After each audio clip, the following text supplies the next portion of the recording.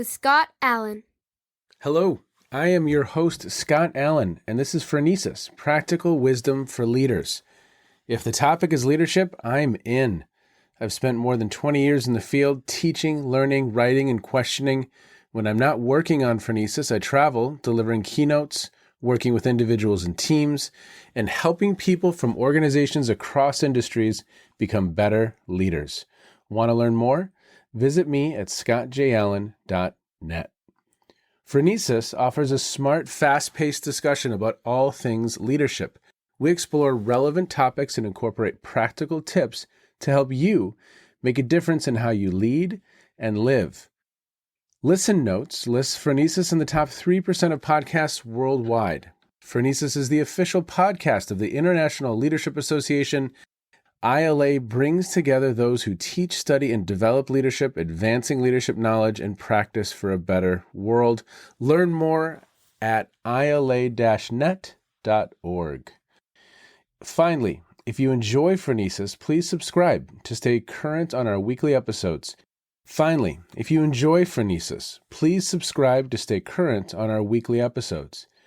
you find an episode that resonates, please share it with your colleagues and friends.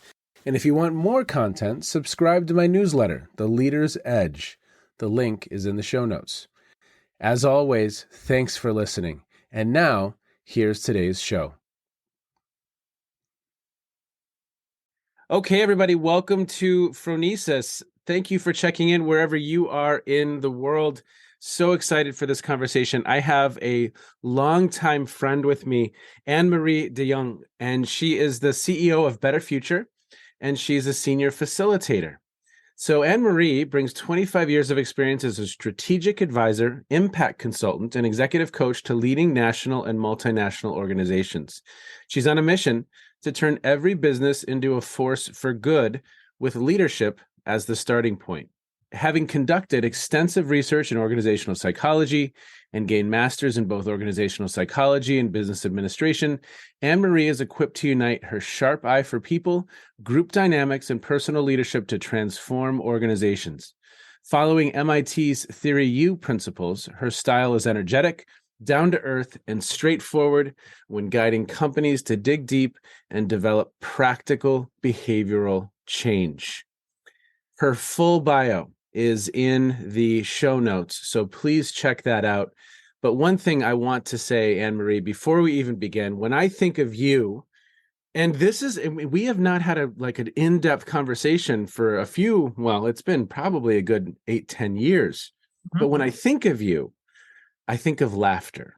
I think of us laughing. I think of us having so much fun at International Leadership Association conferences and just laughing and laughing and laughing with some of our friends and colleagues. And so it is such a pleasure to have you here today.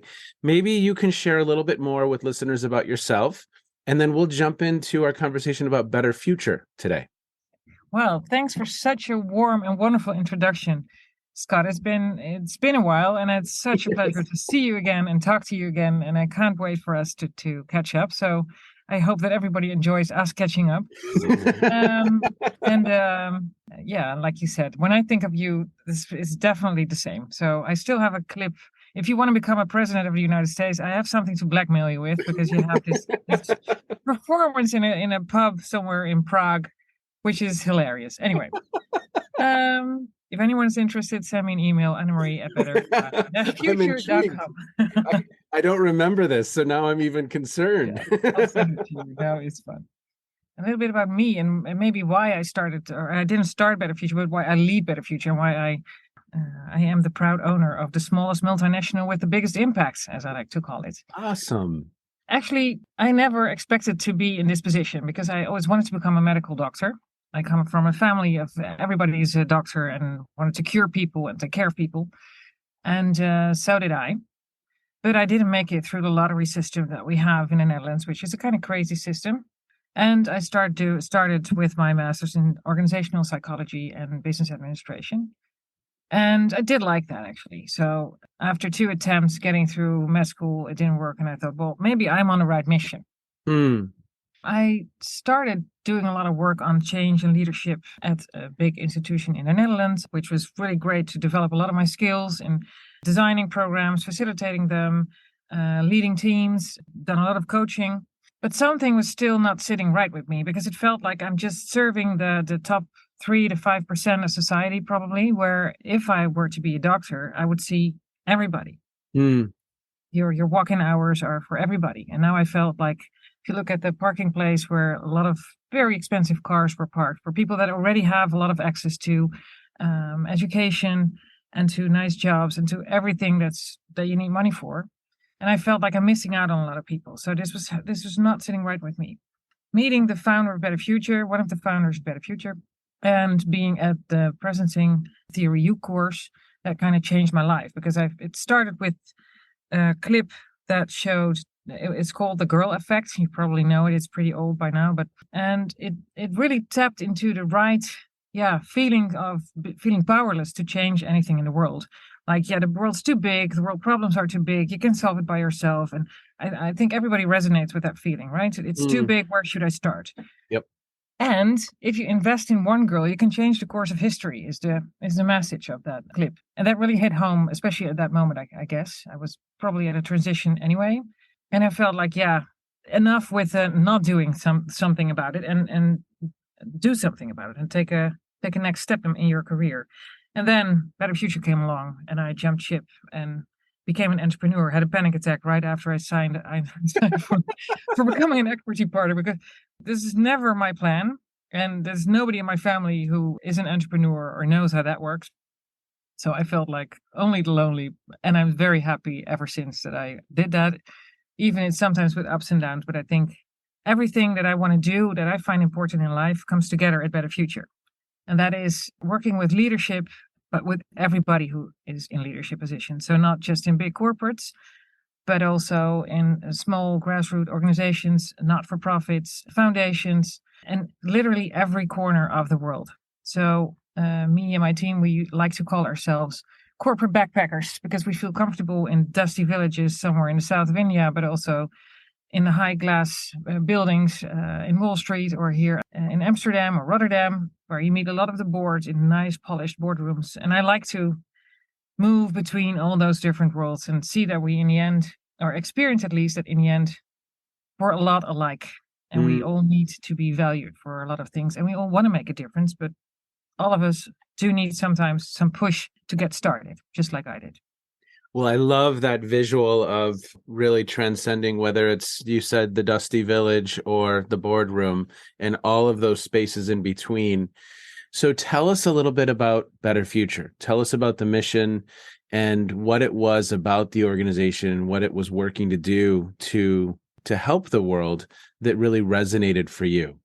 Now you're the CEO. So again, listeners have heard me say this a lot of times. I loved having conversations with folks who have that theory, have that background, but then are also out in the world doing the work. And you are out in the world doing the work.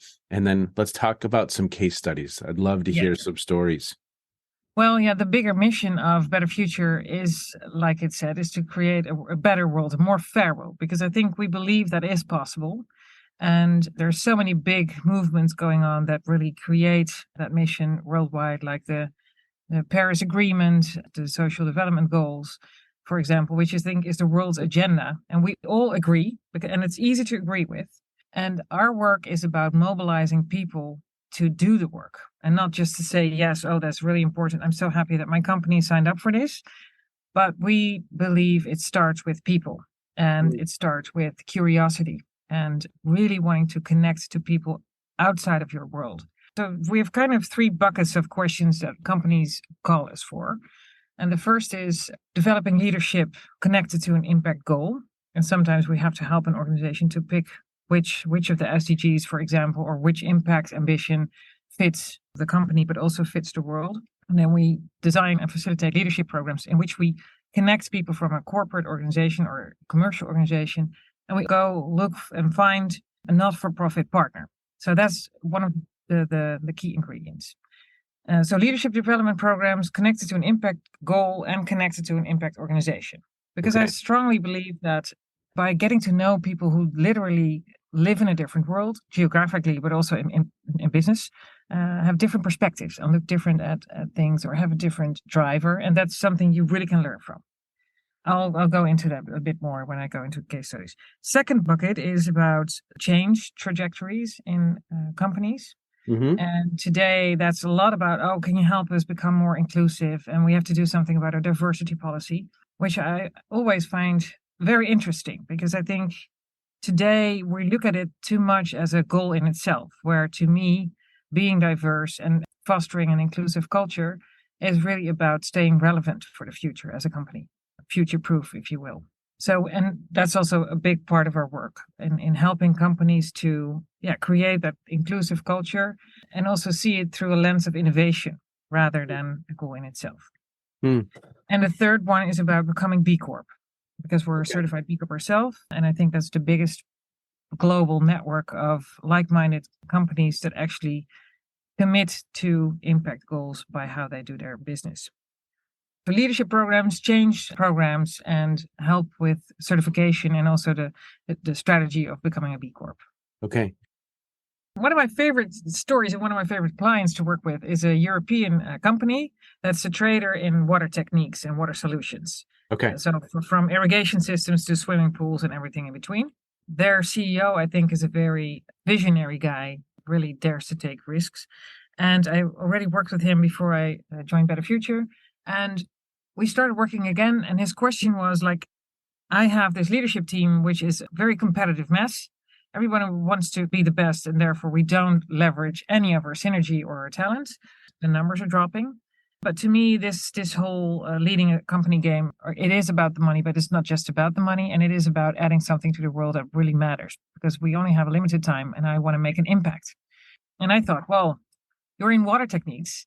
So how about getting your whole strategy also contributing something to the SDG number 5, which is about access to water?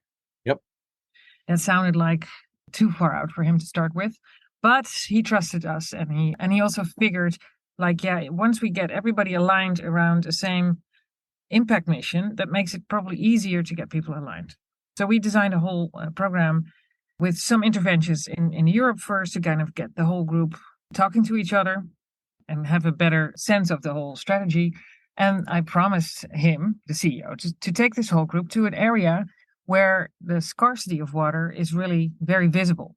We're connected to a big health NGO in Africa. That's one of our social partners, which is called AMREF, Flying Doctors. They're a great African-based, African-run health NGO that really has a strong philosophy and a strong track record in creating lasting health change in Africa. They know all about scarcity of water and the consequences and also how to deal with that.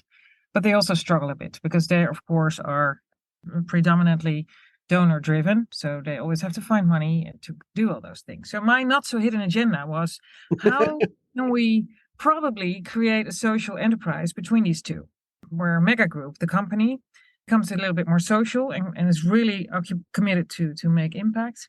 And AMREF becomes a little bit more social entrepreneurial. And we actually solve and fix a problem. So when after a few sessions in Europe with this company, the leadership team of this company, I said, well, I have very exciting news for you all.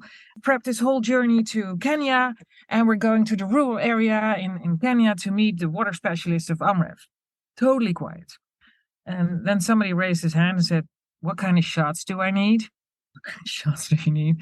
Said the first, what's the dress code do I need to have? Like, okay. Well, I was super like, what?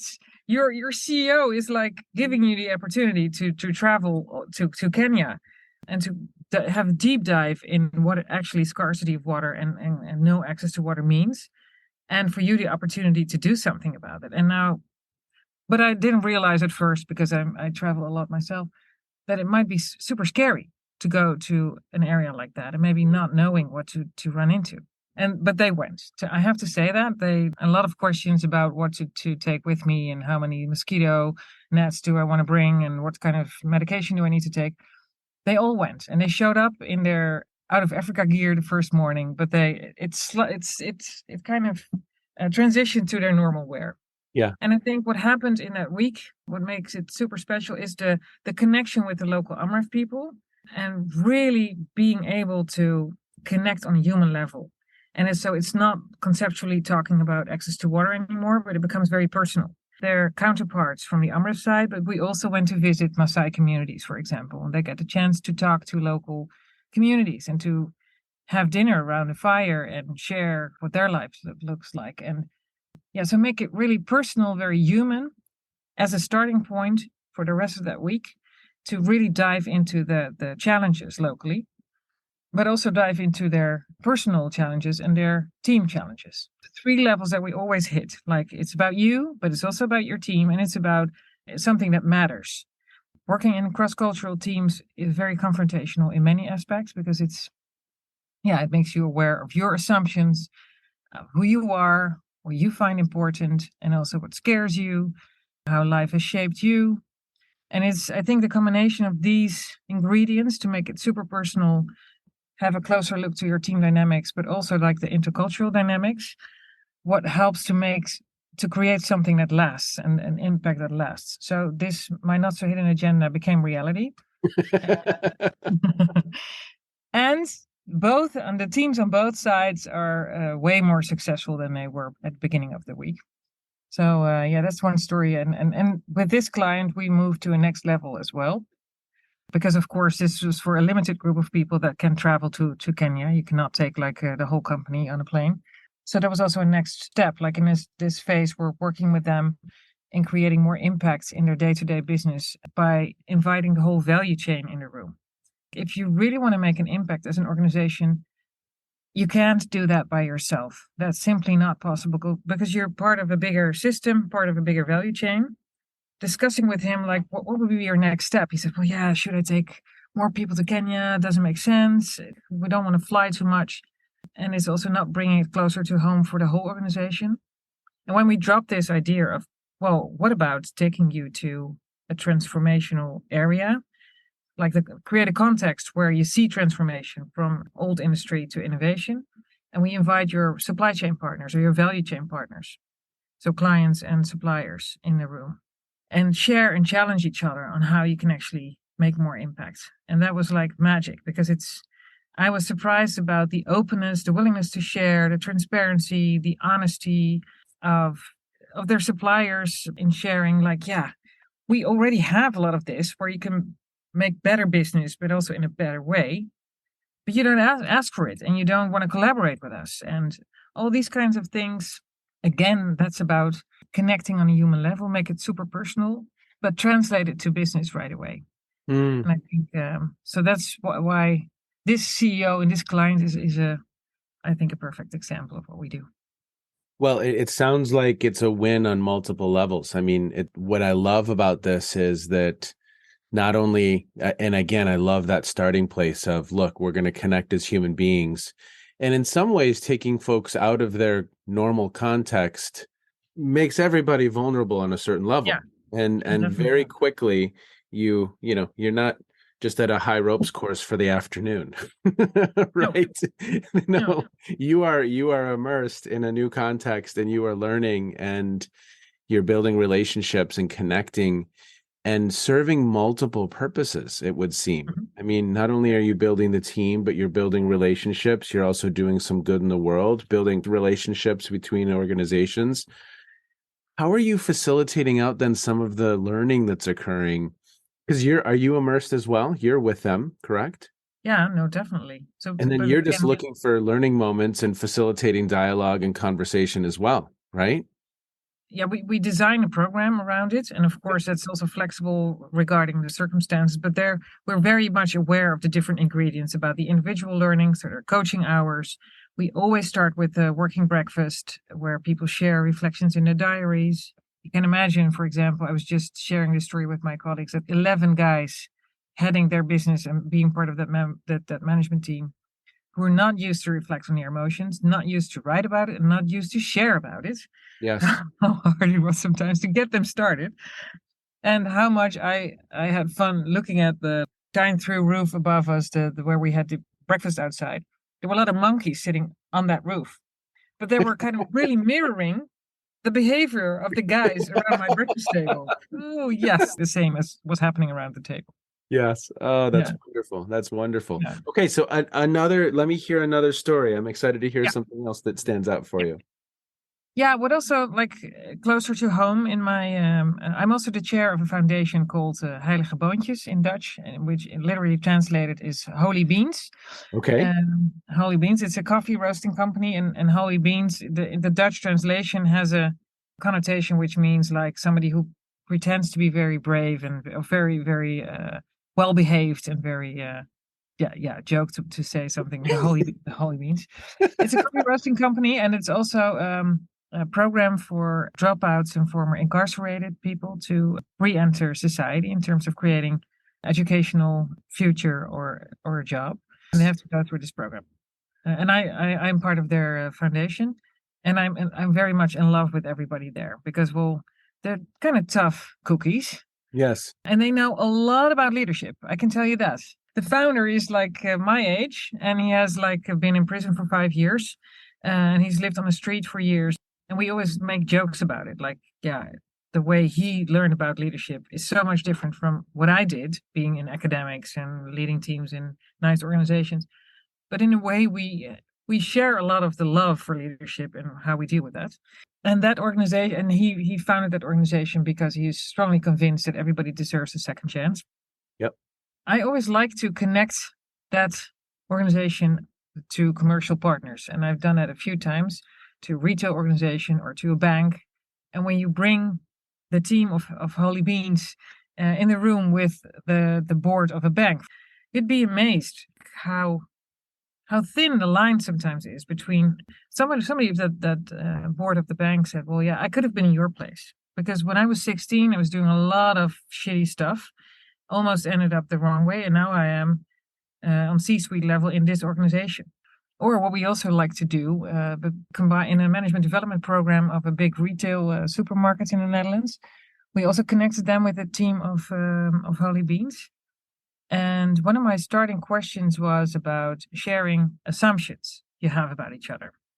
Just write down all your assumptions you have about the retail organization people and the other way around. And that was like one of the things that really stayed with me and with that group forever, I think, because the group of the retail organization, they wrote down really nice things like, oh, they are so committed to make a better future for themselves. They're really trying hard, very committed, blah, blah, all nice things. Whereas if you really looked at those guys who were tattooed from head to toe, wearing black hoodies, some of them were not easy approachable. So it didn't really make sense to have all those nice sugary lines about, oh, they're so committed, blah, blah, blah. And they wrote down like, yeah, you're bragging about your cars. You're not proud about yourself, but you're proud of your kids. We dare to say that we're super proud because we're quit our addiction 6 years ago, or we quit drugs 6 years ago, and you feel sorry for us. That's what they wrote down. Mm. And between brackets, you should not do that. And it was like talking about leadership. That kind of it exploded in it because well, somebody felt really offended from the supermarket people Yeah. and said, "Well, yeah, but yeah, why are you offending us like this? Because we really look at you and really want to encourage you taking a second chance." But yeah, it's very condescending, right? In a way, it's Mhm. not looking from a mutual equal level. And I think from that moment, the real conversation started about who are you and what makes you happy, what triggers you, what drives you. Nobody ever forgets that conversation, which was, I think, the most important ingredient in that part of the program. Mhm. What's fascinating to me is even as a professional, some of the situations that you're placing yourself in. Yeah, Because I think a lot of consultants, I think of I could name some organizations. There's a system they've been taught and they have to use that system and it's very buttoned up and closed down and locked in. And you're putting yourself in situations where you don't know how some of these are going to turn out. You don't know what will emerge. And in real yeah, time, you're responding to the dynamics. And in real time, I almost think of like Ron Heifetz with Case in Point. We're going to prop up some questions and then some dynamics are going to emerge. And then you're reacting and trying to capture the learning and trying to keep a safe space for that learning to occur, correct? yeah. Yeah, that's definitely true. There is a philosophy behind it, but it's not a system behind it. It's like, Yeah. yeah, I know the building blocks, I know the ingredients, but you have to also listen to my young team members. There's so much going on simultaneously. Yeah, that's true. That's really true because you have to keep an eye on the strategic part. So what are we aiming for? But you have to really be in the moment and be with, yeah, what's happening around us. What I feel alone or I feel scared. So maybe that's not just me. That's maybe probably something in the system of the whole, in the system of the group. Yeah, it requests a lot of courage and being willing to really go through it, through the mud and see what really happens. Yeah, for me, because sometimes I feel like, Jesus, what am I doing? Why am I doing this? Why another nice job behind a desk writing memos? And because I Right. love the uncertainty and and I also love it's so real because we're dealing with real people, real issues. Yeah, and also with my own fear, my own anxiety, my own happiness, my own yeah, everything that comes up for me as well. I learn every day so much. They don't know that, but they pay for my biggest MBA in life. I think. Well, you used a word that I absolutely love earlier, which is curiosity. And that curiosity and how, again, how do we kind of start with that baseline of building relationships and tapping into everyone's humanity and then do some good and orient ourselves towards helping the world be a better place, whether it's some of the sustainable development goals and how can we move our energy. What I also love about it, Annemarie, is just then that you're then also then capturing the learning and building teams and building relationships and Yeah, connecting the learning while doing some good. I mean, that yeah. it's a beautiful model. Was this the original intent of the organization? That this was Um, how it was it designed to connect these organizations, and it's a beautiful model. yeah, I think what's really in the DNA of the organization because we were founded 20 years ago, so we were becoming real adults next year. So we're going to celebrate our 21st anniversary next year. And I think when it's founded 20 years ago, it really started with taking leaders from the Netherlands to the Gambia. Also from this point of view where people who have a lot of resource and people who don't have a lot of resource and access to education. And it kind of came up spontaneously and realizing that the connection of these two worlds was so powerful for everybody involved. So that's the core to everything that we do today by connecting worlds that would usually never meet. That's one prerequisite for me to do that. So that's why we always invite a social partner. And it's also taking people out of their office, right? Because I don't believe that sitting in an office and thinking about other people does really make a difference. But you also have to create a kind of a level playing field. That's also something from day one and that we really stay true to. And the third one is that you have to be invested in somebody else. It's about you, but it's not just about you. I always like three core points. So it's being really inclusive in that sense, with including other people. It's invested and it's really immersive, taking people out of their space. It sounds like you are fairly provocative from the very beginning with the groups Yeah. by asking early on, okay, what are some impressions you have, or what are some biases that you have of this other group? I mean, that's Sure. getting into it quick. Yeah. Yeah. No, that is definitely true. And I and I think that is part of the magic though, because I think we all know we have all these assumptions. Even Yeah. people who say, "Oh, I'm very open." That's always a big red flag to me. No, you're not, because we're wired differently. We're wired to kind of look for safety. And what's safe to me is something that I'm familiar with, or somebody that I'm familiar with, or that I understand or know. Yep. And if you're taking somewhere else, or you're in a surrounding that you don't know, or foreign context or exotic context. There's one other example that came to my mind that I think I realized was very powerful in how that works. Is when we were working with a financial institution. They hired us to work on an inclusive culture, Okay. which is hard because, well, there's a lot of meal pail and stale people in the, in the board. But they know they had to do something about it. They were really, but rationally, they knew they had to do something about it. And we ran some sessions with board, and we ran some sessions with ambassadors on this topic within the company. But it felt like, to me, it felt a bit like a dragging project because I didn't see any progress and it was more talking about, talking about, talking about. And I felt like, yeah, 5 minutes after I leave the room, nobody remembers what we've done actually. Yes. Yes. Nor did I, by the way. And I Yeah. was a bit bored, which, which, Which is the core indicator that yeah, we're not getting yeah, anywhere. I think so. But I also realized I did propose earlier to say, well, maybe we should take you outside and maybe we should do this, maybe we should do that. But it was right after COVID, and I also felt like I cannot be too demanding, or yeah, because of course after COVID we had to really rebuild the business as well after 2 years of being very difficult to get people together and to travel. So I compromised my core values, I think, a bit until a point where I got so like fed up with it, and I said, "Well, listen, we can do it another way, another time at your beautiful office, have a nice conversation, but then we leave the room and nobody remembers anything." Mm. Or what I like to do is to take you outside to a place like a very rough industrial area where there's an exhibition of art created by psychiatrists and mental health patients, and nobody knows who created what.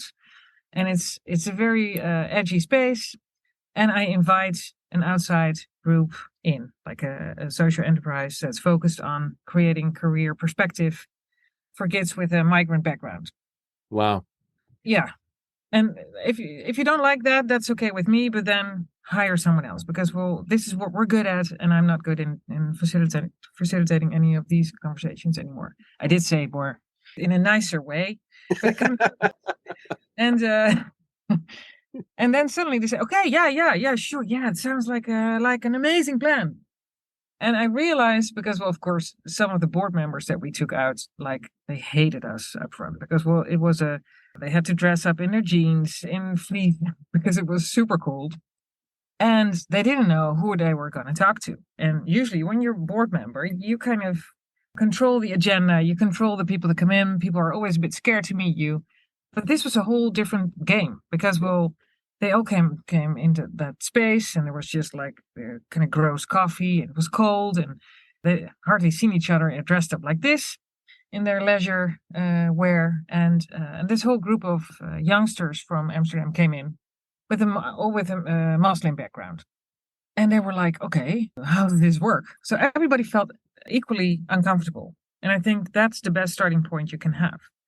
Because, well, then you have to start from who you are, not from your business card, right? Or not from Wow. your position. And the most beautiful conversations arose because, well, and we also asked them at some point, can you share a bit about the kind of assumptions people always have about you?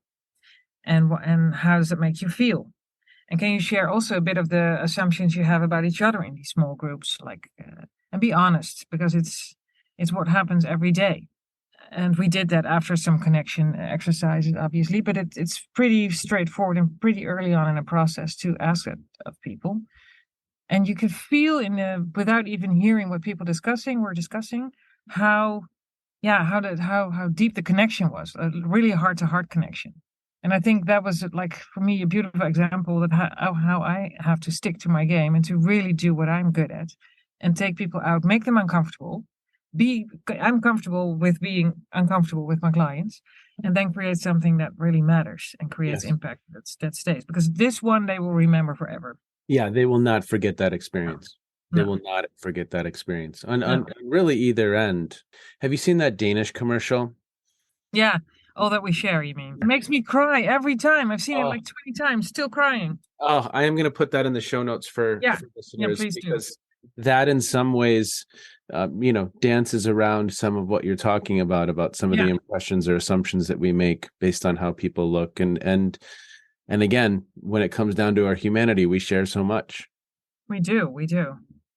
Yeah, and I think it starts from those kind of experiences that we take it further, right? And then we really create something that people can work with in terms of how they hire people, how they develop people in the organization. So it starts with those kind of experiences, and then how do you want to roll that out in your organization?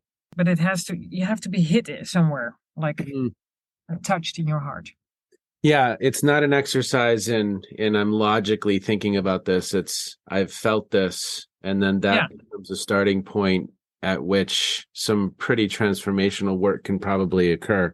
But Yeah. to your point, sitting around a boardroom that we're normally in 5 days a week, it's not the place where it's probably going to happen. No, no, no. From my experience, it doesn't. No. Yeah, that's the place where the reason they're having you come in, because that's what all that other stuff happens day to day, which Yeah. isn't getting them somewhere new, Yeah. and you're bringing them somewhere new. Yeah. Annemarie, I just have so much respect. I mean, I think as we begin to kind of wind down our time today, what I would love to know is, do you have anything else you want that you would like to share about Better Future with listeners, or where can they learn a little bit more? And then I have one kind of final question for you. It was so much fun to take you through some of the stories of the work that we do. And I feel like I just got started.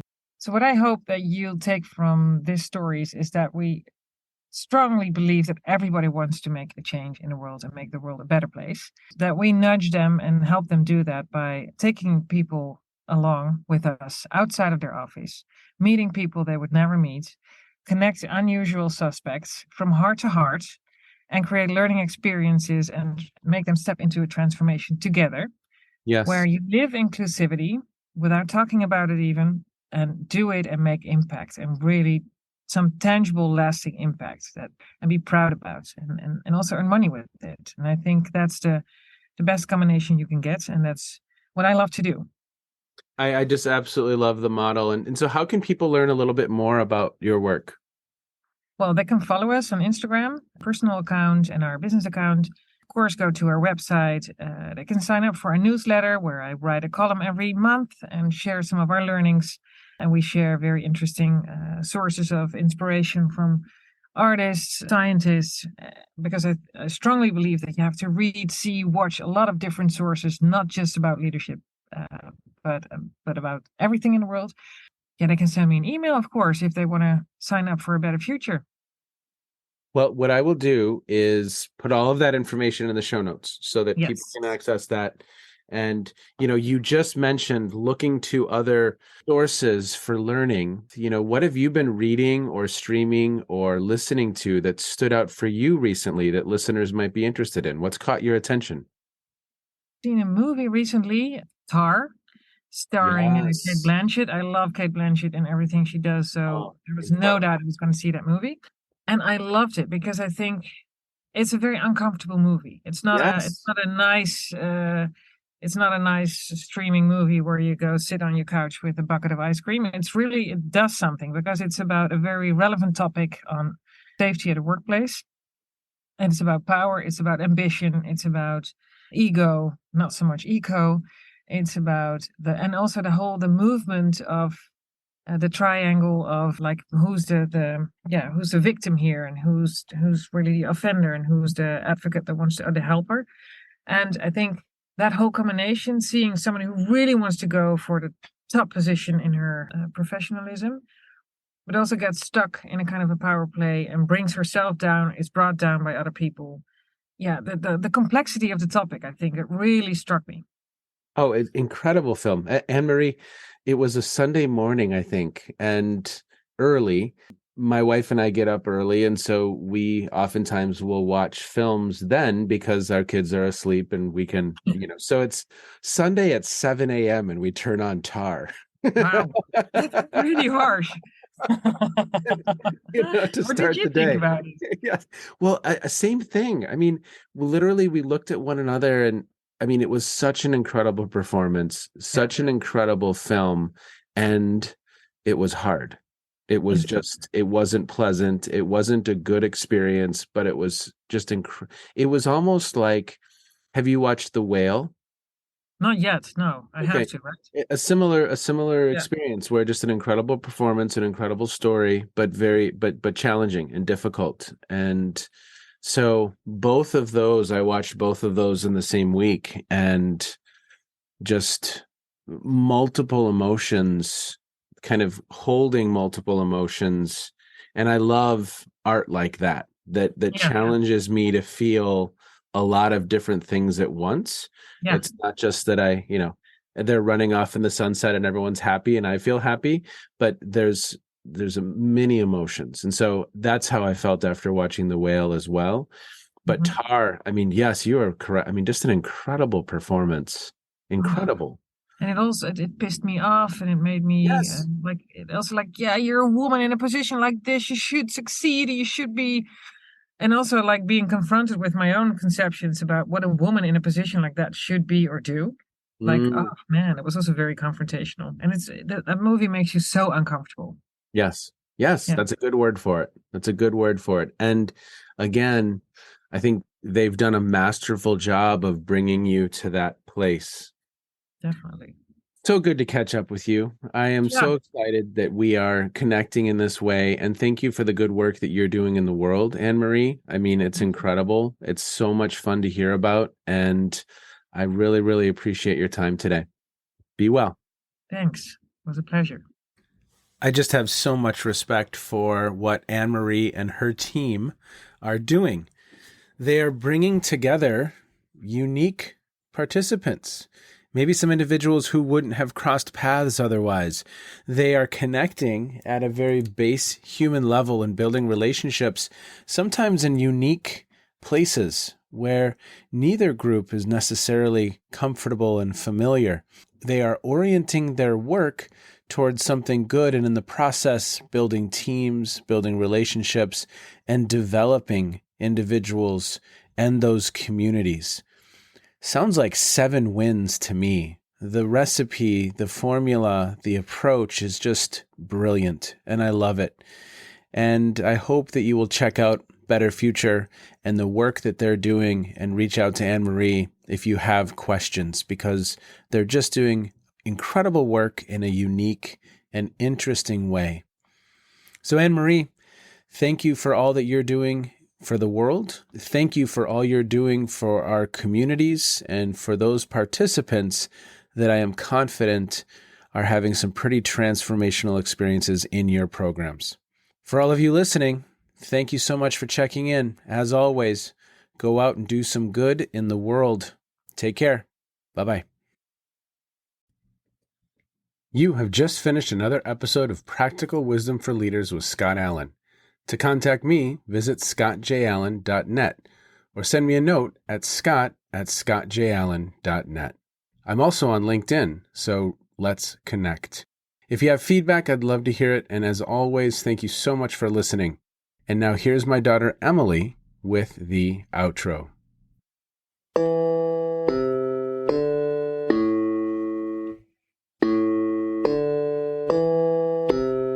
You've been listening to Phronesis, Practical Wisdom with Scott Allen.